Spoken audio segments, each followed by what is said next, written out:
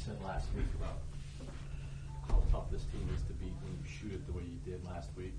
How tough are you guys? How lethal can you be when you share it the way you did tonight? Very. I think that is one of our biggest strengths is playing together. When we keep our that ball moving and we kind of run up the assist numbers, and we've got a group of unselfish guys, and so sharing that ball, getting everyone involved is kind of what makes us go. What allowed you to be more unselfish tonight than maybe the other night in Tallahassee, and then also to stay in character and not get wacky because it's senior day and all that other stuff? I mean, we were laser focused coming in.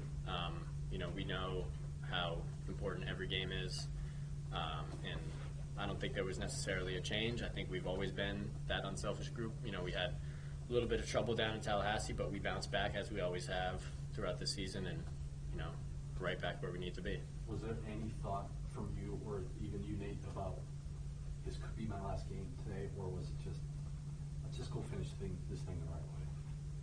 Yeah, I think for us, we just wanted to finish the regular season right. We talked about being able to capture those 15 wins in the regular season.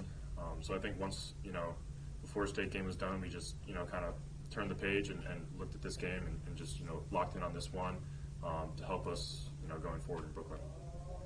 Cormac, take us through that block. What did you see there, and kind of take us through the play. I mean, I was trying to do my best LeBron imitation, but he's got a couple more inches on me on the vertical side. But no, it was just a hustle play. I saw that they were kind of breaking out in transition and just kind of timed it up and went and got it. And I think that even more impressive was they got the offensive rebound. I think it was Dane who came out and blocked it again and then leaked out. Blake got the 2 free throws. So, I mean, we were hustling all night, and that's kind of been our MO is when we're playing that tough, kind of hard-nosed defense translates to offense, and that's like a good example of that. Yeah, you guys started 8 for 8. You two combined started 8 for 8 from the three-point line. Did you kind of feel it from the outside? I mean, Cormac, you started the game out with corner three, and then you had two that kind of separated you guys, gave you about a 12-point lead there in the first half. Yeah, definitely. I think just coming into the game, one of our keys was to get in the paint and try to draw another defender, and so quite a few times I think running a couple different actions, getting into the lane, they helped, and I know for me personally that I was able to relocate and they found me, and it was when you have guards that can get in the lane and make plays for others, it's a lot easier. We just have to catch and shoot there. Francis has said that against Syracuse zone that it's usually not the first pass that it's the open three. Are you guys finding that more so with paint touches against man-to-man too, that it's better not to be hunting that three, but it actually comes to you guys? Yeah, I mean, it just comes. It's not necessarily a formula, but I think the more you move it, the more open you'll be. Just because defenses get lost, it's hard to guard. We've got so many guys who can shoot it. That ball's flying around second, third side. It's those are the ones where you get the really wide open ones. That being said, open looks there, step up and take it. We did that tonight and shot the ball well, and that was the result. Now, you've endured a lot through your 4 years here, so I guess how gratifying is it that you guys are playing the best ball of your entire career here in your senior year, and then to have the double bye next week? Yeah, definitely. I think early on in our careers we took a lot of punches, as you do. Every ACC opponent is really tough.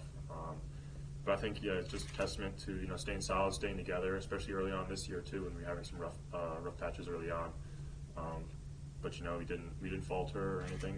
We came in every day in practice, stuck together, and we've been able to get on a run here the last couple months. It's been awesome. Nate, to be part of the core that went 3-15 as freshmen, can you even put into words what it means for you and Dane and Prentice specifically? To 4 years later, you've won more games in a conference than Notre Dame has ever won in its history. Mm-hmm. Yeah, definitely. We talked about being able to capture that record a little bit as a group, and yeah, it's hard to describe into words. It's gone by extremely fast. Those are some of my best friends, but it's just awesome that even though when we went through those rough patches early on, no one was getting down or just wanted to abandon ship. We all kind of stuck together, kept working, and to see it come full circle is awesome. Given that context of kind of where you guys started, Nate, do you allow yourself a moment at all to think about when you what might be coming and just kind of appreciate that? Is it all kind of been, focus on what this has meant in the moment, and then I guess what taking care of business next week first? Yeah, I think definitely, just, appreciating the moment right now, especially being able to win this game here at home was awesome in front of, a lot of fans out there. So, probably today, we'll probably talk about it, celebrate that, but, once tomorrow hits and we head to Brooklyn, we gotta lock in on that. Cormac, what's it going to be like to have 3 days back in New York? It's gonna be great. Got some great practices. And be focused, ready for Thursday night. Just being in the city for you, like what's it mean to you to go back there? Oh, it's awesome. Yeah, it's awesome. I mean, that's my hometown. I grew up, 10-minute subway ride from Barclays, and it was, so I love the city. It's the best city in the world, aside from South Bend. No, you can say you. Nate, what's it going to be like this week? Like you've never experienced a double bye, having to wait around until Thursday. Like usually you're playing Tuesday night. Now you don't play until Thursday night. Yeah, definitely. I think just getting up there, being able to practice, experience that as a team is going to be awesome. And being able to see the other teams that we might face, up until that Thursday night game we play, I think it'll be a lot of fun.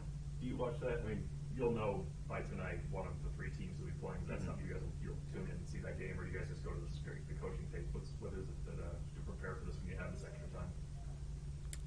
I think the coaching staff is going to do a good job preparing us for. They've been already starting on the scouts, and I think we're just kind of focused on keeping our mindset right, and then whoever rolls in there Thursday night, we'll be ready for them.